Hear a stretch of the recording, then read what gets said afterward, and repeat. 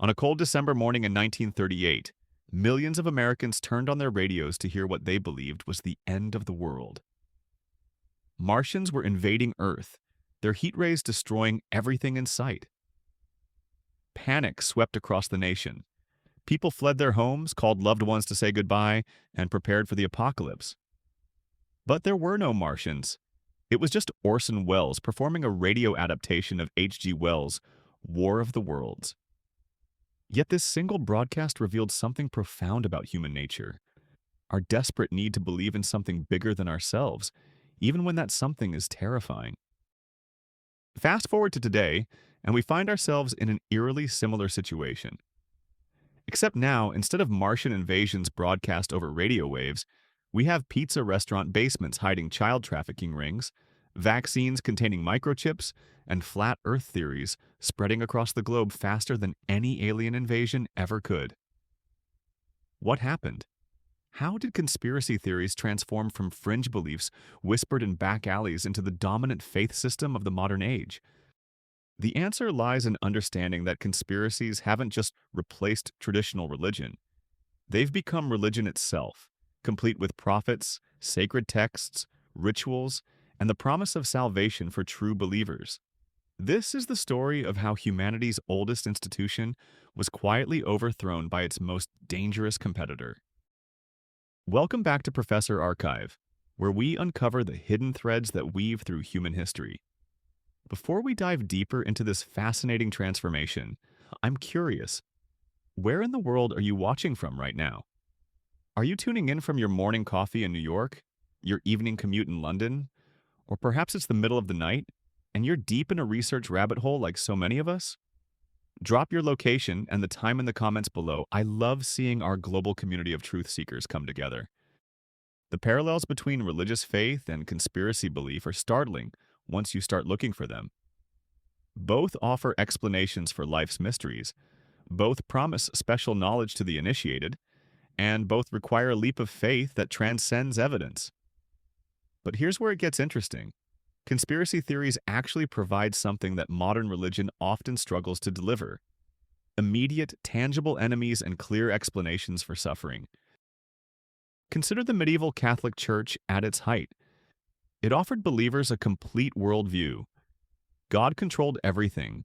Suffering was either punishment for sin or a test of faith, and salvation awaited those who followed the prescribed path. The church provided community, purpose, and answers to life's big questions. But it also demanded patience. Salvation was a long-term investment, payable only after death. Conspiracy theories, on the other hand, offer instant gratification. They don't ask you to wait for the afterlife to see justice served. Instead, they promise that if you can just expose the truth, if you can wake up enough people, if you can connect enough dots, you can achieve salvation right here, right now. It's religion without the waiting period. The transformation began in earnest during the tumultuous 1960s, though its roots stretch back much further. The assassination of President John F. Kennedy on November 22, 1963, marked a watershed moment in American consciousness. For the first time, a majority of Americans simply refused to believe their government's official explanation of a major event. The Warren Commission's conclusion that Lee Harvey Oswald acted alone was rejected by nearly 70% of the population within just a few years. But here's what's truly fascinating. The Kennedy assassination didn't just create skepticism about one specific event. It shattered something fundamental about how Americans related to authority itself. Before November 22, 1963, polls showed that roughly 75% of Americans trusted their government to do the right thing most of the time. By 1980, that number had plummeted to just 25%, where it remains today. This collapse of institutional trust created a spiritual vacuum. Americans had lost faith in their government, their media, their experts. But humans need to believe in something. Nature abhors a vacuum, and so does the human psyche. Into this void stepped a new kind of prophet, the conspiracy theorist. These modern prophets understood something that traditional religious leaders had forgotten. People don't just want answers, they want to feel special. They want to be part of an elect group that possesses secret knowledge.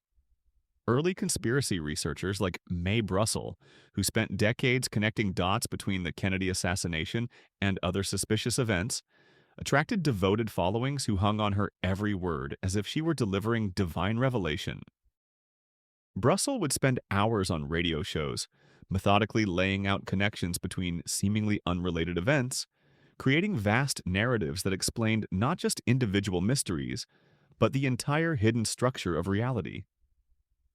Her followers didn't just believe her research, they organized their entire worldview around it. They formed communities, shared information like scripture, and devoted countless hours to spreading the gospel of hidden truth. But the real transformation came with the rise of the internet. If the Kennedy assassination was the moment Americans lost faith in official explanations, the internet was the moment they gained the tools to create their own. Suddenly, anyone with a modem could access information that had once been restricted to journalists and academics. More importantly, anyone could publish their own theories and find others who shared their beliefs. The early internet conspiracy communities were remarkably similar to religious congregations. They had regular meeting places, bulletin boards, and chat rooms where believers would gather to share testimony, interpret signs, and reinforce each other's faith. They developed their own vocabularies, their own rituals of research and revelation, and their own hierarchies of respected elders and emerging prophets. What made these digital congregations so powerful was their interactive nature. Unlike traditional religion, where revelation flowed downward from religious authorities to passive believers, conspiracy communities were participatory. Everyone could contribute evidence, everyone could interpret signs, and everyone could achieve the status of prophet simply by making enough connections that resonated with the community. This democratization of revelation had profound psychological appeal. Traditional religion asks believers to accept that they are fundamentally flawed beings who need salvation from a higher power. Conspiracy thinking, by contrast, positions believers as heroic truth seekers who are morally superior to the sheep who accept official narratives. It's a form of spirituality that feeds the ego rather than humbling it. The psychological rewards of conspiracy belief are immediate and addictive. Every connection made, every pattern recognized, every piece of evidence uncovered provides a hit of dopamine comparable to solving a puzzle or winning a game. But unlike actual puzzles or games, conspiracy theories can never be truly solved. There are always deeper layers, more connections to uncover, greater mysteries to penetrate. Dr. Joseph Ushinsky, a political scientist who has spent years studying conspiracy psychology, discovered something remarkable in his research. People who believe in one conspiracy theory are statistically likely to believe in others, even when those theories directly contradict each other. For example, the same person might believe both that Princess Diana was murdered by the royal family and that she faked her own death to escape them. The logical contradiction doesn't matter because the appeal isn't logical, it's spiritual. This spiritual dimension became even more apparent with the rise of QAnon, perhaps the most successful conspiracy religion hybrid in human history. QAnon didn't just offer theories about secret cabals, it offered a complete cosmology with clear divisions between good and evil, prophecies about future events, and the promise of a great awakening that would transform the world. The anonymous figure known as Q functioned exactly like a religious prophet, dropping cryptic messages that followers would spend hours interpreting and discussing. These Q drops became sacred texts, analyzed with the same devotion that biblical scholars bring to Scripture. Believers developed elaborate systems of interpretation, looking for hidden meanings in everything from the timing of posts to the capitalization of letters. But QAnon's genius wasn't just in mimicking religious structure, it was in tapping into specifically Christian apocalyptic traditions. The promised storm echoed biblical prophecies about the end times, complete with the destruction of evil and the vindication of the faithful. Believers didn't just think they were uncovering political corruption. They believed they were participating in a cosmic battle between good and evil. The COVID-19 pandemic accelerated this transformation in ways that nobody could have predicted. Suddenly, the entire world was confronting a genuine crisis with uncertain science, changing guidelines, and massive societal disruption.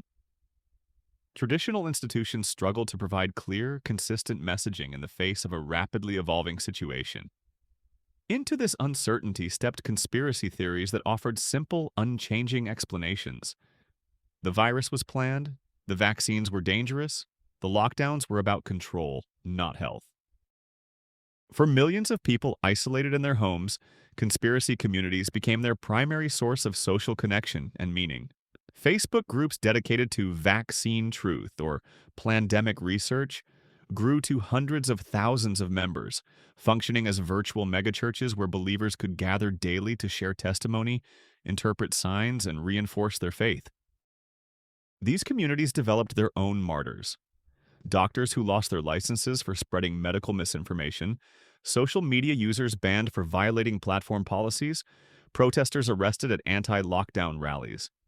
They created their own saints: maverick researchers, whistleblowing nurses, brave politicians who told the truth about the pandemic.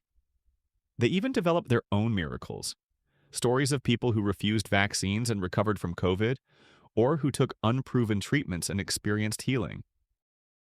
The parallels to early Christianity are striking. Like the first Christian communities, COVID conspiracy believers saw themselves as a persecuted minority preserving truth in the face of a hostile establishment.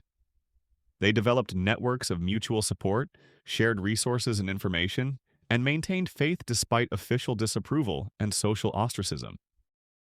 But here's where the story takes a darker turn.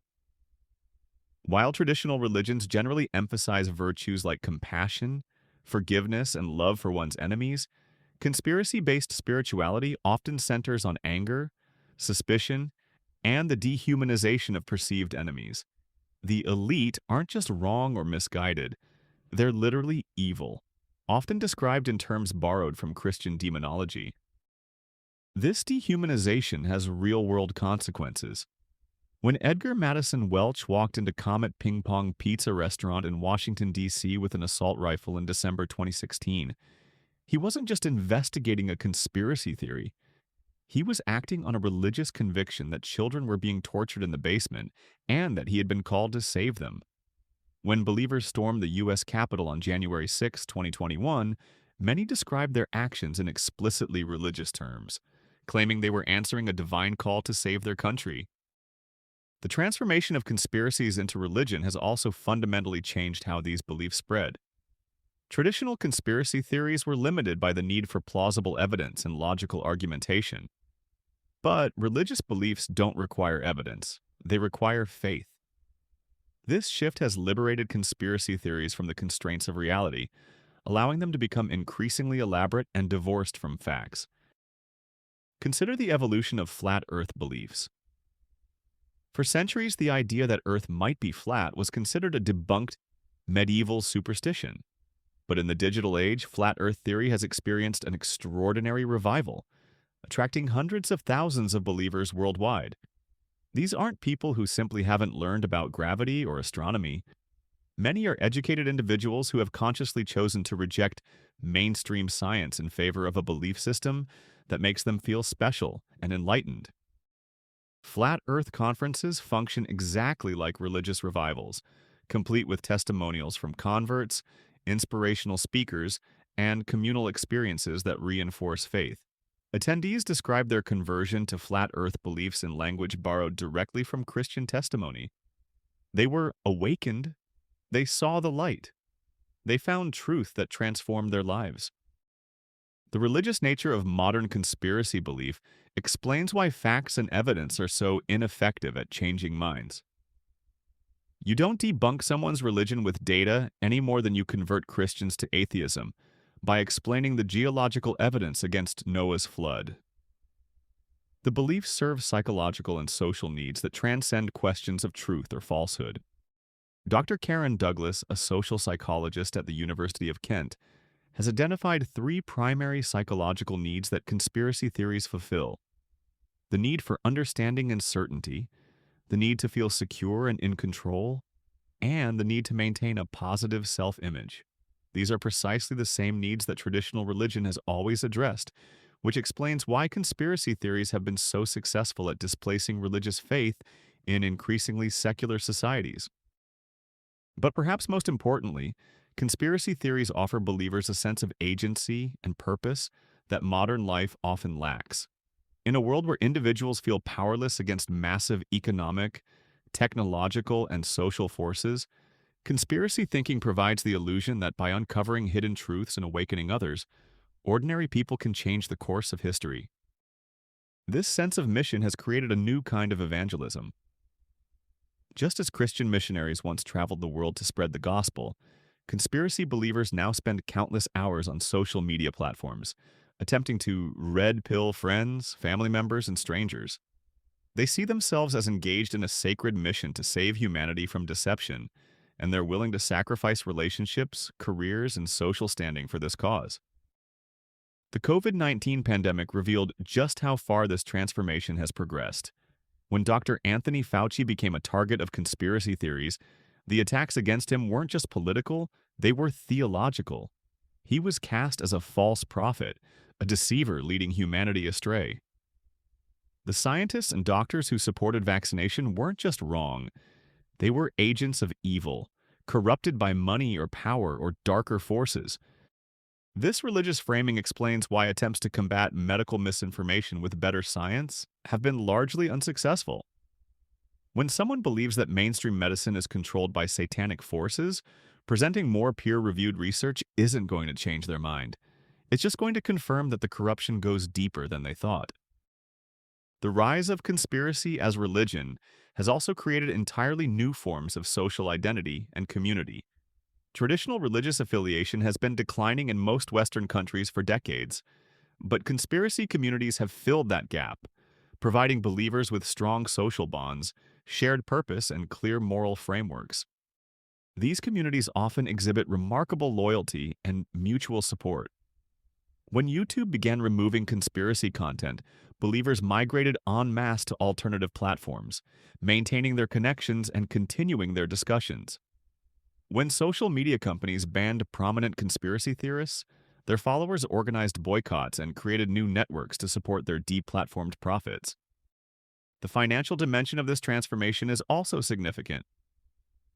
Just as traditional religions are supported by tithing and donations from believers, conspiracy movements have created their own economic ecosystems. Prominent conspiracy theorists like Alex Jones have built media empires worth millions of dollars, funded entirely by believers who purchase books, supplements, and merchandise, or who donate to support the truth-telling mission. This economic incentive has accelerated the spread of conspiracy theories and raised the stakes for belief.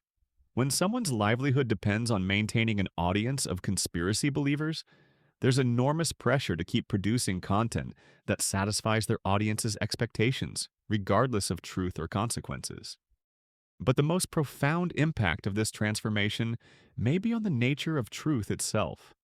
Traditional religion generally acknowledges a distinction between faith and facts, between spiritual truth and empirical reality.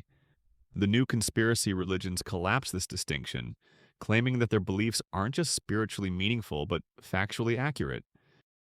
This collapse has created what philosopher Jason Stanley calls epistemic authoritarianism. The idea that truth is determined not by evidence and reasoning, but by allegiance to particular authorities or communities. In conspiracy movements, truth becomes whatever the community collectively believes, regardless of external evidence. The implications of this shift extend far beyond individual believers. When large segments of the population operate with fundamentally different epistemologies, different ways of determining what counts as true, democratic discourse becomes nearly impossible. How do you have a rational debate about vaccine policy with someone who believes that vaccines are a tool of population control? How do you discuss climate change with someone who thinks it's a hoax designed to justify global tyranny? This epistemic fracturing has contributed to the broader political polarization that characterizes many Western democracies today. When different groups of citizens literally live in different realities, constructed from incompatible sets of facts, finding common ground becomes extraordinarily difficult. The irony is that this transformation occurred just as humanity gained unprecedented access to accurate information. We live in an age when nearly any factual question can be answered within seconds using a device that fits in our pocket. Yet rather than creating a more informed population, this information abundance has somehow produced more delusion and confusion than ever before. The explanation lies in understanding that humans don't just want information, they want meaning. Raw facts, no matter how accurate, can't compete with compelling narratives that provide purpose, community, and the promise of special knowledge. Conspiracy theories succeed not because they're true, but because they're meaningful in ways that conventional information isn't. This is why debunking individual conspiracy theories is so ineffective. For every false claim corrected, 10 new ones emerge to take its place. The appeal isn't in any specific theory, but in the underlying promise that secret knowledge can provide meaning, purpose, and power in an otherwise chaotic world. Understanding this dynamic is crucial for anyone trying to address the conspiracy theory epidemic. Traditional fact-checking and media literacy approaches treat the problem as primarily informational. If people just had better access to accurate information, they would make better choices. But if conspiracy theories are functioning as religions, then purely informational approaches are doomed to failure. Instead, any effective response must address the underlying spiritual and psychological needs that conspiracy theories fulfill. This means creating alternative sources of meaning, purpose, and community that don't depend on rejecting reality or demonizing others. Some religious communities have begun to recognize this challenge and are actively working to provide their members with meaning and purpose that doesn't depend on conspiracy thinking. Progressive Christian leaders, for example, have emphasized social justice and environmental stewardship as spiritual missions that engage believers in positive action rather than paranoid speculation. Similarly, some secular organizations have attempted to create communities focused on genuine scientific inquiry and civic engagement, providing the social benefits of conspiracy communities without the harmful beliefs. These efforts show promise but remain small-scale compared to the massive appeal of conspiracy movements. The technological dimension of this transformation cannot be ignored. Social media algorithms designed to maximize engagement have inadvertently created the perfect delivery system for conspiracy content. Because conspiracy theories are inherently engaging, they're mysterious, emotionally charged, and constantly evolving. They perform well in algorithmic feeds designed to capture and hold attention. Major tech companies have begun to recognize this problem and have implemented various measures to reduce the spread of conspiracy content. But these efforts face the fundamental challenge that the most engaging content is often the most harmful. Algorithms optimized for engagement will always favor content that provokes strong emotional reactions, and few things provoke stronger reactions than claims about hidden enemies and secret truths. Moreover, attempts to moderate conspiracy content often backfire by confirming believers' conviction that they are being persecuted for speaking truth. When YouTube removes a video claiming that vaccines contain microchips, conspiracy believers don't conclude that the video was removed because it was false. They conclude that it was removed because it was true and threatened powerful interests. This dynamic has created a cat-and-mouse game between platforms and conspiracy content creators, with new platforms emerging to serve believers who feel censored by mainstream sites. Each act of moderation becomes evidence of the conspiracy, strengthening rather than weakening believers' convictions. The international dimension of conspiracy as religion is equally significant. Unlike traditional religions, which are often tied to specific cultures or geographical regions, conspiracy theories spread globally with remarkable speed. QAnon, which began as a specifically American political conspiracy theory, quickly spawned movements in dozens of countries, adapted to local concerns but maintaining the same basic structure and appeal. This global spread has been facilitated by social media platforms that transcend national boundaries, and by the universal nature of the psychological needs that conspiracy theories address. The feeling of powerlessness in the face of global forces, the desire for special knowledge and community, the need for meaning and purpose. These are human universals that make conspiracy movements remarkably adaptable across cultures. The COVID-19 pandemic accelerated this global spread because it created similar conditions of uncertainty and social disruption worldwide. Conspiracy theories about the pandemic's origins, the effectiveness of public health measures, and the safety of vaccines spread globally with minimal adaptation, creating what was essentially the first worldwide conspiracy movement in human history. This global reach has implications for how societies address conspiracy thinking. National approaches to media literacy or fact-checking are insufficient when believers can simply access content from other countries or platforms. Any effective response requires international cooperation and coordination on a scale that has rarely been achieved for public health or educational initiatives. The educational implications are equally profound. Traditional education focuses on teaching students to acquire and evaluate information, but it doesn't prepare them to resist the psychological appeal of conspiracy thinking. Students can learn critical thinking skills and still fall prey to conspiracy theories because the appeal isn't primarily intellectual, it's emotional and social. Some educators have begun experimenting with approaches that address conspiracy thinking more directly, teaching students not just how to evaluate information, but how to recognize and resist the psychological techniques that conspiracy theories use to gain adherence. These approaches show promise but require fundamental changes to how we think about education and truth. The mental health dimension of conspiracy belief is also becoming increasingly important. While most conspiracy believers don't meet clinical criteria for mental illness, the all-consuming nature of conspiracy thinking can have profound negative effects on individuals and families. People who become deeply involved in conspiracy communities often experience social isolation, relationship breakdown, and occupational problems. Mental health professionals are beginning to develop approaches for helping individuals who have become problematically involved in conspiracy thinking, but these efforts face the challenge that most conspiracy believers don't see their beliefs as a problem to be solved. Like members of traditional religions, they see their beliefs as a source of truth and meaning, not as symptoms of psychological distress. Family members and friends of conspiracy believers often struggle with how to maintain relationships with people whose worldview has become increasingly divorced from reality.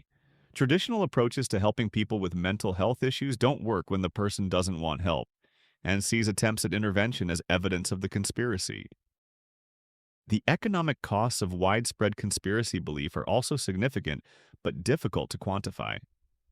When large segments of the population reject scientific consensus on issues like vaccines or climate change, the resulting policy paralysis can have enormous economic consequences.